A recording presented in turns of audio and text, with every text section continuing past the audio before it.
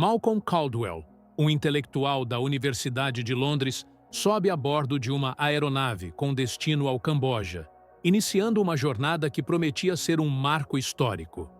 Era uma chance tão singular que Caldwell e seus companheiros alimentavam a esperança de que pudesse, de alguma forma, redesenhar os rumos do mundo. Contudo, passados 3 dias, Caldwell encontraria a morte da maneira mais absurda que se pode conceber. E é justamente por episódios como este que se pode afirmar: intelectuais, por vezes, são uns perfeitos idiotas. A história de Malcolm Caldwell e outros exemplos que você está prestes a assistir é mais do que um relato curioso. Nos leva a uma questão fundamental: como mentes brilhantes podem, às vezes, se perder em suas próprias teorias, a ponto de ignorar a realidade mais evidente?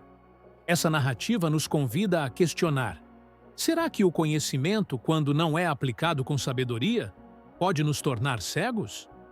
E mais importante, como podemos evitar que os modelos que criamos para entender o mundo nos impeçam de enxergar a verdade? Fique conosco, pois compreender isso pode ser o início de uma mente mais aberta e questionadora. E se você valoriza esse tipo de reflexão, que nos tira do lugar comum e nos faz enxergar além, já deixe seu like e se inscreva no canal. Seu apoio é o que nos permite continuar trazendo conteúdos que realmente provocam e transformam. Malcolm Caldwell personificava o intelectual erudito e, como se verá adiante, também encarnava o idiota em sua plenitude. Dedicou sua existência ao estudo minucioso da história e dos processos de desenvolvimento econômico do Sudeste Asiático. Essa imersão acadêmica o converteu em um marxista fervoroso. Para que se tenha uma dimensão de suas convicções, Caldwell chegou a visitar a Coreia do Norte durante a década de 1960 e, ao retornar, teceu comentários elogiosos sobre o regime. Assim, quando revolucionários de orientação comunista assumiram o poder no Camboja em 1974, o entusiasmo de Caldwell foi imediato. O novo timoneiro comunista do Camboja atendia pelo nome de Pol Pot e trazia consigo uma proposta radical para a edificação de uma sociedade utópica comunista. Caldwell depositava em Pol Pot a esperança de que ele fosse, finalmente, o líder comunista pelo qual tanto ansiara. A realidade, no entanto, era que Pol Pot conjugava em si uma insanidade e uma crueldade ímpares. E, àquela altura, tal constatação era cristalina para qualquer observador minimamente atento. Ao longo dos 4 anos em que Pol Pot se manteve no comando, estima-se que tenha sido o algoz responsável pela dizimação de mais de 1/5 de toda a população cambojana. No entanto, à medida que as notícias sobre o genocídio e as atrocidades cometidas começaram a transpor as fronteiras e alcançar o restante do globo, Caldwell optou pela incredulidade. Esse apoio incondicional acabou por lhe render um convite oficial do regime para visitar o Camboja. Ele não hesitou em aceitar. Em dezembro de 1978, embarca na aeronave que selaria seu destino rumo à Ásia. Caldwell dedicou alguns dias a percorrer o país. Em sua última jornada, foi-lhe concedida uma audiência com o próprio Pol Pot. Conforme relatos da época, Caldwell transbordava euforia, misto de excitação e grande expectativa. Em um encontro privado, Caldwell e Pol Pot engajaram-se em uma extensa e profunda discussão intelectual. Movido pelo fervor do momento, Caldwell passou a expor algumas de suas concepções para o futuro do Camboja.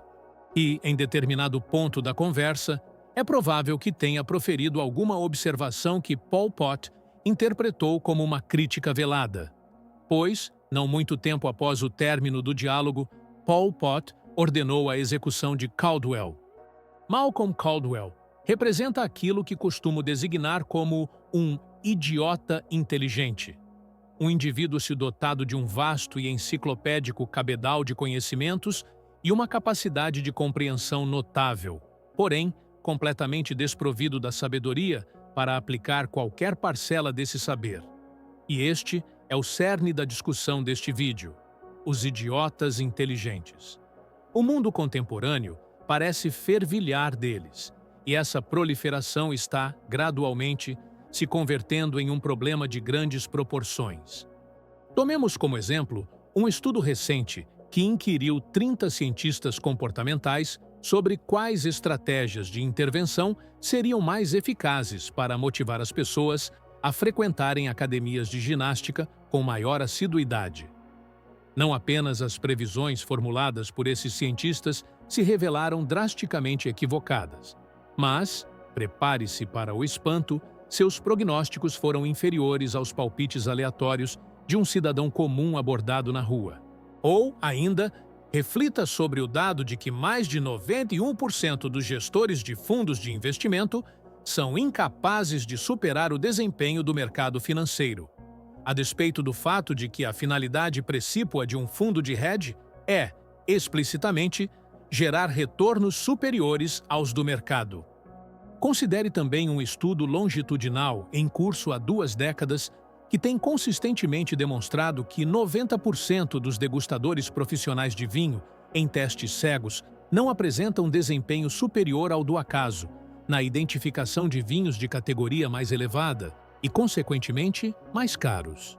Que fenômeno bizarro está em curso aqui? Bem, para elucidar essa questão, precisamos iniciar nossa investigação em um ponto de partida bastante inusitado: um presidente, um diretor executivo e um conflito bélico desastrosamente malogrado.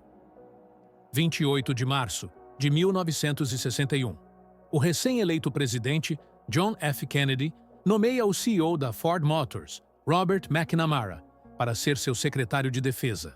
Essa foi uma decisão e tanto, já que McNamara era uma escolha bem fora do comum. Um executivo do setor privado, sem experiência militar, sem contatos em Washington, um estranho na política. E, para completar, o secretário de defesa mais jovem da história dos Estados Unidos. McNamara também era um intelectual, um estatístico, um apaixonado por dados e modelos de previsão. E assim que assumiu o cargo, a grande sacada de McNamara foi levar a análise de dados da indústria para o campo de batalha. O exército americano estava prestes a ficar muito mais eficiente. Alguns anos depois, os Estados Unidos entram na Guerra do Vietnã, em parte porque McNamara confiava demais na sua capacidade de usar a análise de dados para entender o que acontecia no campo de batalha. Ele decidiu medir tudo: armas, número de soldados, baixas, logística, e garantir que cada decisão fosse baseada apenas nos fatos que ele tinha. E, durante a guerra, a análise de dados dele sempre mostrava o mesmo resultado. Os Estados Unidos estavam ganhando fácil, ano após ano. Eles usavam menos recursos, menos soldados, tinham menos baixas e controlavam mais território que o inimigo. A vitória militar, McNamara prometia, estava logo ali na esquina. Ou pelo menos, era o que os intelectuais diziam. Mas os anos se passaram e a vitória nunca veio. Porque o que os dados de McNamara não mediam era a disposição dos vietnamitas do norte de sofrer e morrer pelo seu país, o moral baixo das tropas americanas, a corrupção do governo do Vietnã do Sul, as mudanças políticas internas nos Estados Unidos. A verdade é que os Estados Unidos estavam perdendo e vinham perdendo por quase toda a guerra. E todo mundo meio que sabia disso, menos McNamara. Intelectuais criam modelos do mundo. Esse é o trabalho deles. É isso que os define. Em teoria, esses modelos refletem e medem a realidade de um jeito que nos permite ver o progresso e prever o futuro. O problema é que você não consegue medir tudo. É impossível. E se por acaso o que não pode ser medido for, na verdade, mais importante do que o que é mensurável, bem, aí, como McNamara, você está em apuros. Mas tem outro problema sério: conseguir dados precisos em primeiro lugar. À primeira vista, dados parecem bem simples. Você só vai lá e mede o que precisa. Mas e se o jeito que você escolhe medir algo mudar os resultados? Por exemplo, existe um conceito famoso no mundo da saúde e nutrição conhecido como zonas azuis. Você provavelmente já ouviu falar delas. Zonas azuis são lugares no mundo onde as pessoas vivem muito tempo, chegando a mais de 100 anos. Muita gente sugeriu que deveríamos estudar essas zonas azuis para descobrir o segredo da longevidade. Por causa disso, o modelo de saúde das zonas azuis ficou super popular nos últimos 20 anos, gerando livros de sucesso, um negócio que vale milhões e até um documentário na Netflix, sem falar em centenas de vídeos no YouTube. E isso é ótimo, certo? Errado. Acontece que, olhando mais de perto, muitos dos dados por trás das zonas azuis são bem ruins. Por exemplo, todas as zonas azuis ficavam em lugares onde os registros de nascimento foram criados muito tarde ou foram destruídos em guerras. Todas as zonas azuis envolviam países que estavam em guerra em meados do século XX e tinham alistamento militar com limite de idade, o que dava aos jovens um motivo para mentir sobre a idade. 2 das 5 zonas azuis tiveram grandes mudanças nas leis de aposentadoria, que davam mais dinheiro a pessoas mais velhas. Outro motivo para mentir sobre a idade. E o mais interessante, enquanto as zonas azuis têm muitos centenários, elas têm poucos nonagenários. Curioso, não? O ponto aqui é que o modelo de saúde e longevidade das zonas azuis não é necessariamente um modelo ruim. O problema é que ele foi construído com dados ruins. Por isso, ele não mostra a realidade de forma precisa. Mas, claro, ninguém pensa nisso. A Netflix com certeza não pensou. Mas o verdadeiro problema é este. Intelectuais esquecem que modelos são apenas modelos. Em vez disso, eles passam a acreditar que seus modelos são a realidade, e as consequências podem ser desastrosas. Malcolm Gladwell passou 20 anos estudando a história e o desenvolvimento do Sudeste Asiático. Ele criou um modelo para entender aquela parte do mundo que era bem marxista. Aí, quando ele foi para o Sudeste Asiático e encontrou um marxista de verdade e tentou explicar para ele todo o seu modelo, a coisa não acabou bem. Quando um modelo intelectual e a realidade batem de frente, a realidade sempre ganha. Mas quando seus modelos são desmentidos pela realidade, a maioria dos intelectuais não fica do lado da realidade. Pelo contrário, a maioria dos intelectuais vai se agarrar ainda mais aos seus modelos. E é isso que os torna idiotas. A propósito, você quer evitar ser um idiota? Algumas pessoas acham que ler resumos de livros é como colar em uma prova. Mas eu, na verdade, não vejo assim. Na verdade, acho que resumos de livros, críticas e comentários podem ser usados para evitar que você se torne um idiota intelectual. Em 1968, o biólogo Paul Ehrlich começou seu livro, A Bomba Populacional, com a seguinte frase: "A batalha para alimentar toda a humanidade acabou. Nos anos 1970, centenas de milhões de pessoas morrerão de fome. A esta altura, nada pode impedir um aumento substancial na taxa de mortalidade mundial." No livro, Ehrlich defende que o mundo está superpovoado e que em breve enfrentaríamos um colapso social, econômico e ambiental catastrófico. Ele previu que toda a vida marinha morreria até 1980, que mais de 1 bilhão de pessoas morreriam de fome até 1990 e que a Inglaterra não existiria mais até o ano 2000. O livro foi um sucesso enorme e inspirou movimentos políticos e sociais em todo o mundo. Ehrlich se tornou um pensador e figura pública internacionalmente aclamado. Ele foi destaque em jornais e apareceu na televisão em todo o mundo. Ele estava alcançando o que todo intelectual sonha: impacto real. Acontece que ele estava totalmente errado sobre tudo. Mas Ehrlich não deixou que isso o parasse. Em 1990, ele insistiu com outro livro. Em 2004, ele disse em uma entrevista que seu único erro no primeiro livro foi que suas previsões eram otimistas demais. Em 2008, ele defendeu que governos não deveriam permitir que as pessoas tivessem mais de 2 filhos. Mesmo no ano passado, em 2024, ele foi entrevistado no 60 Minutes, um dos programas de notícias mais respeitados dos Estados Unidos. Ehrlich é o exemplo perfeito de um idiota intelectual. Aqui está um cara super estudado, professor em Stanford, passa décadas pensando em sustentabilidade. E ele cria um modelo. O modelo faz algumas previsões catastróficas. Ele é então recompensado pelo modelo. Dizem a ele que ele é um gênio, um visionário. Ah, meu Deus, ele está salvando o planeta e a humanidade, e as focas bebês. Ah, meu Deus, as focas bebês. Ele é pago por este modelo. Ele ganha prêmios por este modelo. Ele se torna mundialmente famoso por este modelo. Mas a realidade eventualmente desmascara todo o modelo. E os intelectuais que se agarram aos seus modelos diante da realidade se tornam idiotas. Idiotas não mudam de ideia sobre o mundo quando novas informações aparecem. Idiotas tentam calar a discussão em vez de participar dela. Idiotas vão olhar para algo claro e óbvio e dizer que é, na verdade, muito complicado, sabe?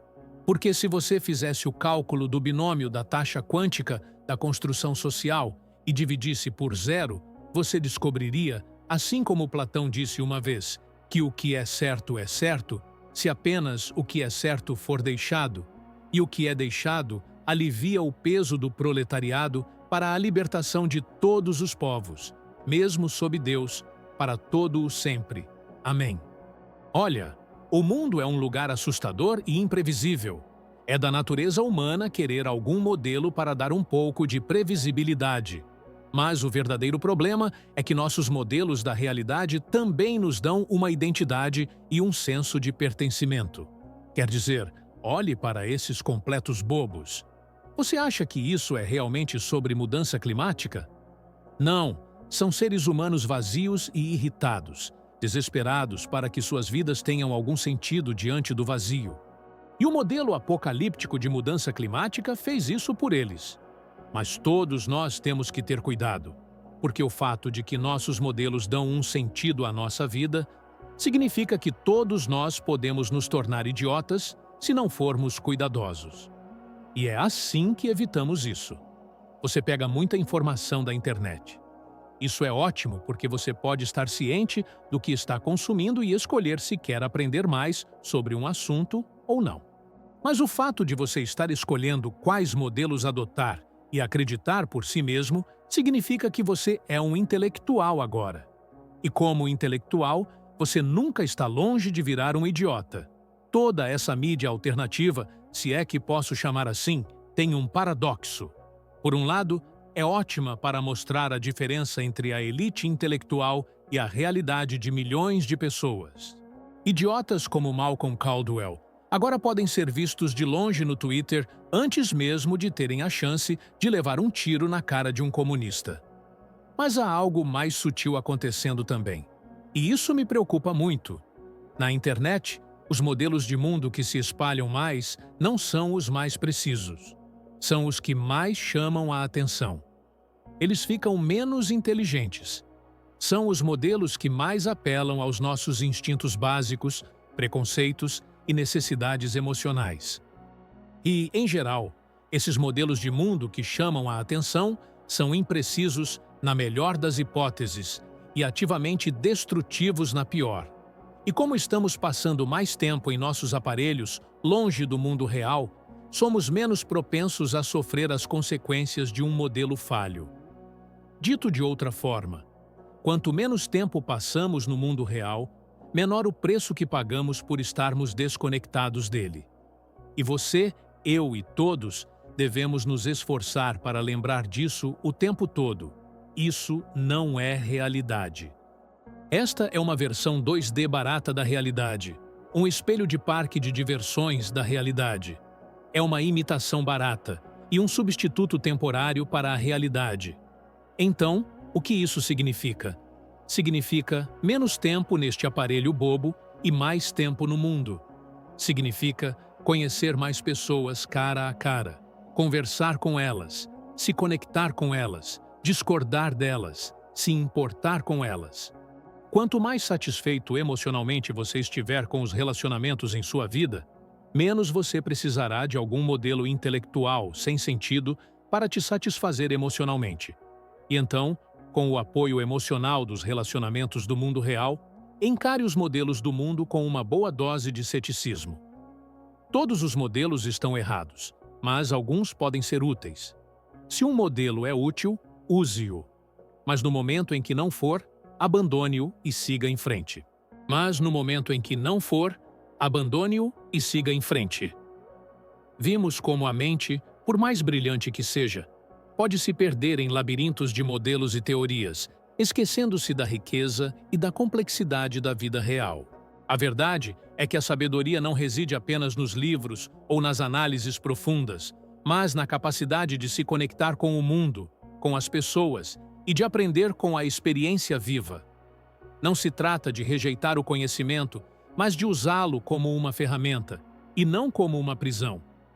Abrace a curiosidade, questione o que parece óbvio e esteja sempre aberto a novas perspectivas.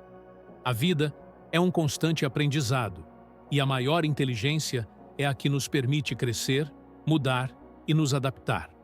Convido-o a continuar essa exploração conosco. Deixe seu like, inscreva-se no canal e compartilhe este conteúdo com quem você acredita que também se beneficiaria dessa reflexão. Juntos, podemos construir uma comunidade de mentes abertas, dispostas a ir além do que é dito e a buscar a verdade em cada esquina da existência. Abrace a sua própria sabedoria, pois ela é a bússola mais confiável em sua caminhada. Até a próxima!